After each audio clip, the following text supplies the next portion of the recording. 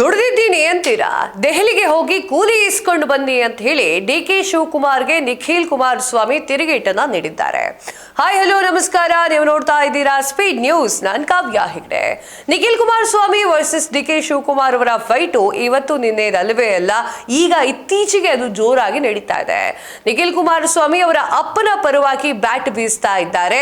ಇನ್ನು ಡಿ.ಕೆ. ಶಿವಕುಮಾರ್ ಅವರು ನಿಖಿಲ್ ಕುಮಾರಸ್ವಾಮಿ ಹೇಳಿರುವಂತಹ ಮಾತುಗಳನ್ನ ಸರಿಯಾಗಿ ತೆಗೆದುಕೊಳ್ತಾ ಇಲ್ಲ. ಅವರು ಚಿಕ್ಕವರು ಅಂತ ಹೇಳಿ ಅದು ಇಗ್ನೋರ್ ಮಾಡ್ತಾ ಇದ್ದಾರೆ. ಸಾಕಷ್ಟು ಮೀಡಿಯಾಗಳಲ್ಲೂ ಕೂಡ ಅದನ್ನ ಇಗ್ನೋರ್ ಮಾಡಿ ಮಾತನಾಡ್ತಾರೆ.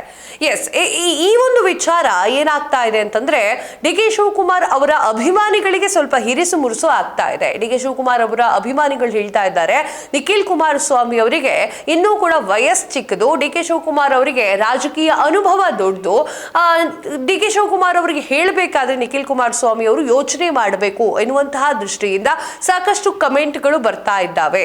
ಇನ್ನು ಬೀದಿ ರಂಪಾಟ ಬಿಟ್ಟು ದೆಹಲಿಗೆ ಹೋಗಿ ಕೂಲಿ ಇಸ್ಕೊಂಡು ಬನ್ನಿ, ಸ್ಟೇಟಸ್ 2028ಕ್ಕೆ ಗೊತ್ತಾಗುತ್ತೆ ಅಂತ ಹೇಳಿ ಡಿ.ಕೆ. ಶಿವಕುಮಾರ್ಗೆ ನಿಖಿಲ್ ಕುಮಾರಸ್ವಾಮಿ ಅವರು ತಿರುಗೇಟನ್ನು ನೀಡ್ತಾರೆ. ನಿಖಿಲ್ ಕುಮಾರಸ್ವಾಮಿ ಅವರ ಮಾತುಗಳು ಡಿ.ಕೆ. ಶಿವಕುಮಾರ್ ಅಭಿಮಾನಿಗಳಿಗೆ ಸಹಿಸಿಕೊಳ್ಳಕ್ ಆಗ್ತಾ ಇಲ್ಲ, ತೆಗೆದುಕೊಳ್ಳಕ್ ಆಗ್ತಾ ಇಲ್ಲ. ಅವರ ಒಂದು ರಾಜಕೀಯ ಜೀವನ ಮತ್ತು ರಾಜಕೀಯದಲ್ಲಿ ಅವರಿಗಿರುವಂತಹ ನಿಪುಣತೆ ಎಲ್ಲವೂ ಕೂಡ ಕನ್ಸಿಡರ್ ಆಗುತ್ತೆ. ನೀವು ಇತ್ತೀಚೆಗೆ ರಾಜಕೀಯಕ್ಕೆ ಬಂದವರು ಎನ್ನುವಂತಹ ಮಾತುಗಳು ಆಗಾಗ ಕೇಳಿ ಬರ್ತಾ ಇದೆ. ಸಾರ್ವಜನಿಕರಲ್ಲಿ ಈ ರೀತಿಯಾದ ಚರ್ಚೆಗಳು ಕೂಡ ಮೂಡ್ತಾ ಇದೆ. ಇನ್ನು ಚನ್ನಪಟ್ಟಣದಲ್ಲಿ ಮಾಧ್ಯಮಗಳ ಜೊತೆಗೆ ಮಾತನಾಡ್ತಾರೆ ಅವರು. ಡಿ.ಕೆ. ಸಾಹೇಬ್ರೆ ನನ್ನ ಸ್ಟೇಟಸ್ ಬಗ್ಗೆ ಪ್ರಶ್ನೆ ಮಾಡಿದ್ದಾರೆ. ಅವರಿಗೆ ಜನ ಕೊಟ್ಟಿರುವಂತಹ ಡಿ.ಸಿ.ಎಂ ಸ್ಟೇಟಸ್ ನಾಡಿನ ಜನರ ಭಿಕ್ಷೆದು, ಅದನ್ನ ಕಣ್ಣಿಗೆ ಒತ್ಕೊಂಡು ದುರಂಕಾರ ಪಡೆದೆ, ದುಡ್ಡಿನ ಮೊಧ ತಲೆಗೆ ಏರದೆ ತಲೆ ತಗ್ಗಿಸಿ ಜನರನ್ನ ಗೌರವದಿಂದ ಕಾಣ್ಲಿ ಅಂತ ಹೇಳಿ ನಿಖಿಲ್ ಕುಮಾರಸ್ವಾಮಿ ಅವರು ವಾಗ್ವಾದವನ್ನ ನಡೆಸ್ತಾರೆ, ವಾಗ್ಸಮರವನ್ನ ನಡೆಸ್ತಾರೆ. ಇನ್ನು ದೆಹಲಿಗೆ ಹೋಗಿ ಕೂಲಿ ತೆಗೆದುಕೊಂಡು ಬರ್ಲಿ ಎನ್ನುವಂತಹ ಮಾತನ್ನ ಆಡ್ತಾರೆ ನಿಖಿಲ್ ಕುಮಾರಸ್ವಾಮಿ ಅವರು. 136 ಸ್ಥಾನ ಹೊಂದಿರುವಂತಹ ಕಾಂಗ್ರೆಸ್ ಡಿ.ಸಿ.ಎಂ ಅವರು ಡಿ.ಕೆ. ಶಿವಕುಮಾರ್ ಅವರು ನಾನು ಅಂತ ಹೇಳಿ ಡಿಸೈನ್ ಬಾಕ್ಸ್ ಟೀಮ್ ನಲ್ಲಿ ಹಾಕೊಂಡಿದ್ದಾರೆ. ಮುಂದೆ ಏನು ಅಂತ ಜನರಿಗೆ ಗೊತ್ತಾಗಲ್ಲ.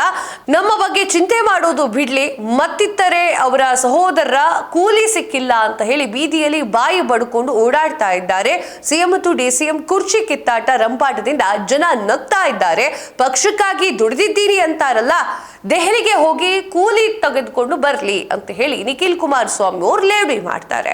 ಇನ್ನು ನಿಖಿಲ್ ಕುಮಾರಸ್ವಾಮಿ ಅವರ ಹೇಳಿಕೆಗಳನ್ನ ಡಿ.ಕೆ. ಶಿವಕುಮಾರ್ ಅವರು ಇಗ್ನೋರ್ ಮಾಡಿದ್ ಹೇಗೆ ಗೊತ್ತಾ?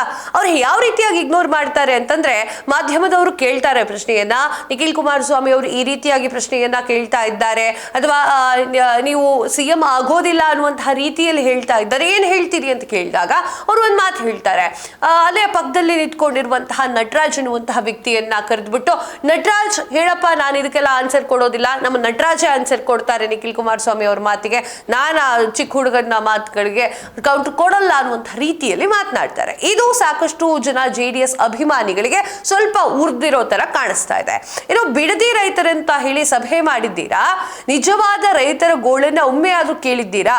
ರಿಯಲ್ ಎಸ್ಟೇಟ್ ಬ್ರೋಕರ್ಗಳು, ದಲ್ಲಾಳಿಗಳು, ಕಮಿಷನರ್ ಏಜೆಂಟ್ಗಳು ಸೇರಿದಂತೆ ಕಾಂಗ್ರೆಸ್ ಮುಖಂಡರನ್ನ ಕರೆದು ಸಭೆಯನ್ನ ಮಾಡಿದ್ದು ಯಾವ ಪುರುಷಾರ್ಥಕ್ಕಾಗಿ ಅಂತ ಹೇಳಿ ತೀವ್ರವಾಗಿ ವಾಗ್ದಾಳಿಯನ್ನ ನಡೆಸಿದ್ದಾರೆ. ಯಾರೋ ನಿಖಿಲ್ ಕುಮಾರಸ್ವಾಮಿ ಅವರು ಕುಣಿಲಾರ್ದವನು ನೆಲ ಡೊಂಕು ಅಂತ ಹೇಳಿದಂತೆ ಜನ ನಿಮಗೆ 136 ಸೀಟನ್ನ ಕೊಟ್ಟು ಗೆಲ್ಲಿಸಿದ್ದಾರೆ. ಕುಣಿಲಿಕ್ಕೆ ಬರ್ದೇ ಹೋದವನು ನೆಲ ಡೊಂಕು ಅಂತ ಹೇಳಿ ಮಾತನಾಡ್ತಾ ಇದ್ದಾರೆ.